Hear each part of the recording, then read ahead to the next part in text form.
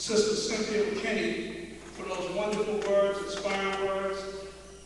The people have waited so patiently for you, they wanted to see you. And I think everybody was happy. Were you all happy?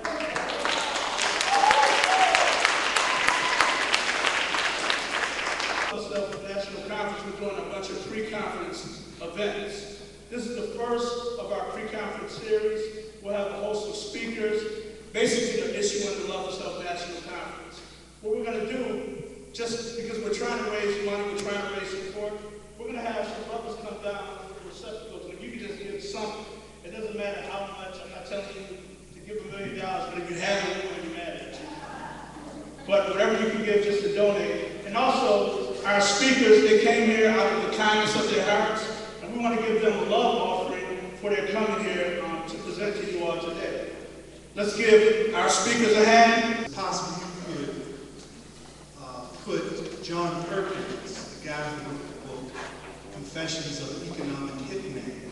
Is it possible that you could add him to that, as far as letting the American people know that the reason why a lot of countries around the world hate America is because what he said in the book, when he was an economic hitman, he said that any king or queen of a country who refused a loan from the World Bank, the jackals were sent out, and he said the jackals were the CIA to assassinate the president or king for refusing a loan from the World Bank. Yes. I have the book by John Perkins, Confessions of an Economic Hitman, but I have not read it, so you're a half a step above me, except that perhaps maybe I lived it. My educational background at the Fletcher School of Law and Diplomacy prepared me for work in the international arena. But I quickly understood that that meant either the World Bank or the IMF, or at the State Department in diplomatic training, representing the policies of this government. And as I became more and more familiar with those policies, it was impossible for me to defend the policies of this government. And so that scenario that you laid out is exactly the way countries around the world have been treated by our government, and these activities take place in our name, on our dime, with our tax dollars. And so we have a say in the policies that are constructed in Washington, D.C., but too few of us avail ourselves of the opportunity to influence the policy in the appropriate way. One of the other things that I would just say is that I'm working with the Malaysia Peace Organization. Dr. Tun Mahathir in Malaysia was one of those leaders who said no. And he was able to survive. And as a result of his political survival in the face of saying no to these entities that are basically individuals who are able to pull the levers of power and use the U.S. military as a threat point, Malaysia became one of the Asian success stories.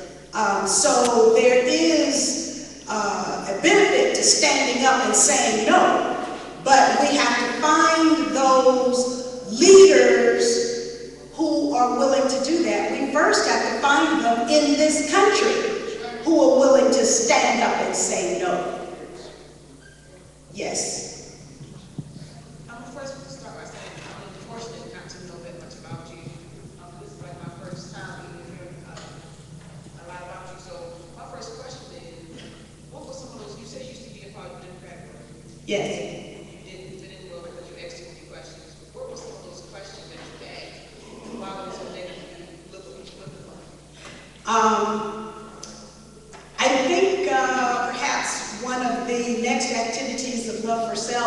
to show the film American Blackout, because that film answers the question about some of the questions that I was asking. I asked about September 11th, but I also asked about U.S. international relations around the world and the place of human rights in our policy, or the lack thereof, the treatment of peoples of color around the world in their own countries by our own government, what those policies meant. I called the names of certain actors like Maurice Templeman, who is looked up to in other parts, actually all over the world, and certainly in the corridors of power in this country, as someone to be looked up to because, you know, he's wealthy and he has access to power.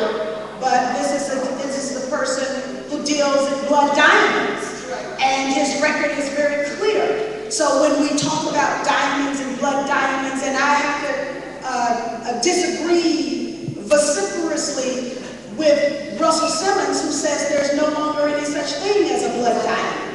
Because as long as Africans are not in control of the diamond industry, not just the mining, but the cutting and the polishing and all of that, then we will have blood diamonds.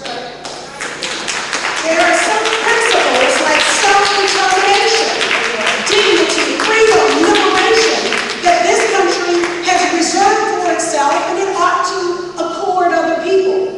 And so while I was in the Congress, I represented the value of self-determination, not just for people in this country, not for those who wield the power, but for everybody, including those who are most marginalized and dispossessed right here inside our own country. I have often said that the black body politic is comatose. That's right. Because how can we sustain the kind of injury that the gentleman before us talked about? Right. We need people to operate on us.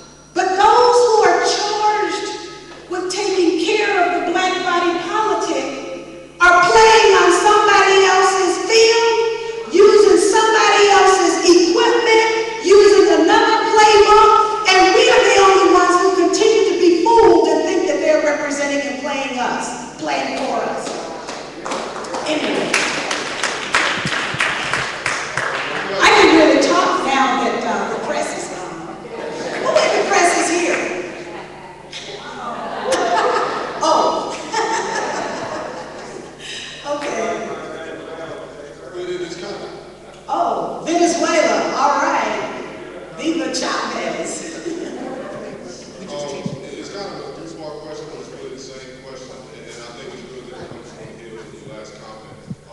What is the Green Party doing to advance the interests of the black community?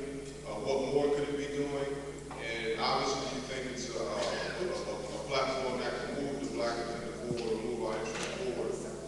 So, what would you say to black Democrats and major independents in order to encourage them to take part in the Green Party coalition? Well, first of all, I think it's important that we engage people whose minds are open.